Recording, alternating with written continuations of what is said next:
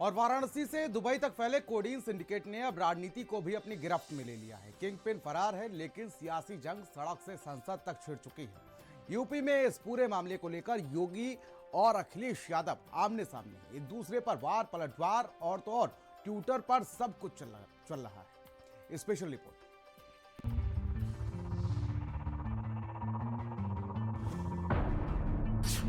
Codeine syndicate पर सियासी तकरार, योगी अखिलेश में आर पार, 2000 करोड़ का साम्राज्य, किंगपिन अभी भी फरार।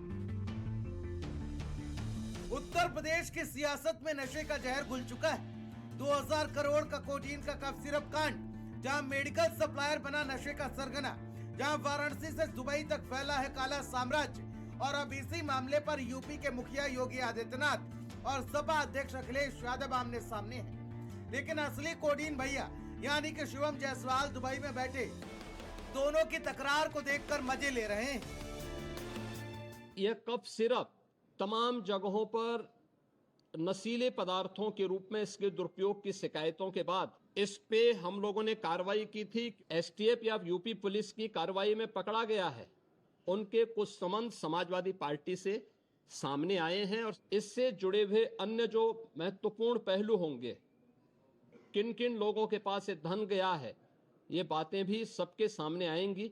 जो सपा प्रमुख के द्वारा कहा जा रहा है, ये वही स्थिति है कि यही कसूर मैं बार बार करता रहा, धूल चेहरे पर थी और आईना साफ करता रहा। वाराणसी का एक मामूली मेडिकल सप्लायर धीरे धीरे बना नशे का किंगपिन। फर्जी बिल, हजारों मेडिकल स्टोर और ट्रकों में भरकर सिरप की सप्लाई।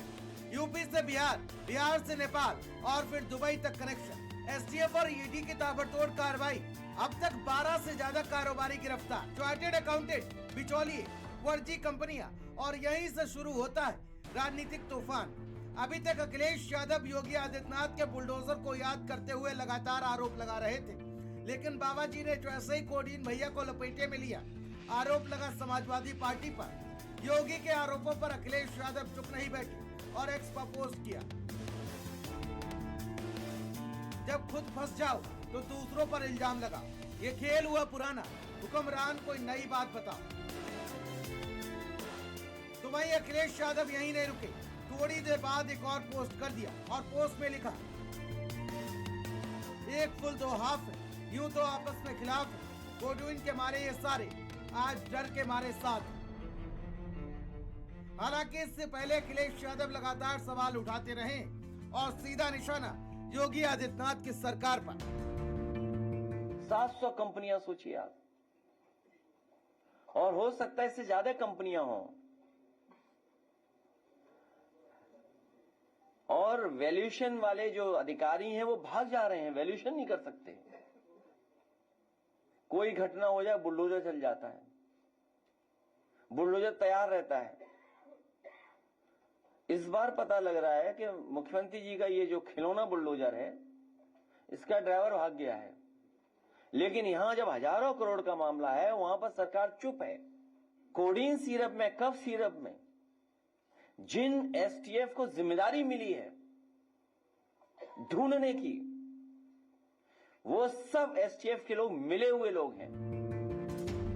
एक तरफ योगी सरकार इसे नशा मुक्त यूपी की जंग बता रही है, तो दूसरी तरफ सपा कह रही है ये राजनीतिक बदले की कार्रवाई है, असली बड़े लोग बचाए जा रहे हैं। क्या 2000 करोड़ का नशे का कारोबार बिना राजनीतिक संरक्षण के चल रहा था? कोडीन कफ सिरप के मामले में समाजवादी पार्टी के मुखिया अखिलेश यादव और मुख्यमंत्री योगी आदित्यनाथ अब आमने सामने आ गए हैं।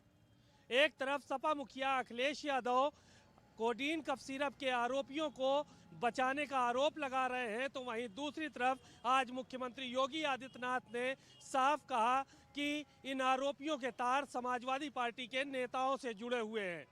बहरहाल इन सब के बीच में चर्चा इस बात की हो रही है कि अपराधी किसी भी दल का हो, ऐसे में बुलडोजर उनके घरों पर कब चलेगा। सवाल बड़ा है। 2027 के चुनाव से पहले ये मामला सिर्फ अब क्राइम का नहीं रहा, ये बन चुका है चुनावी हथियार।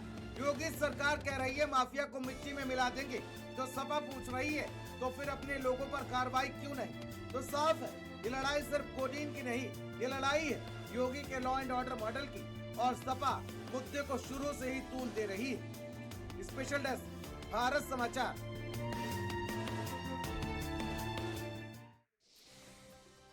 और भारत इस हिस्ट्री में आगे बढ़ेंगे और एक बड़ी खबर की बात कर लेते हैं। संबल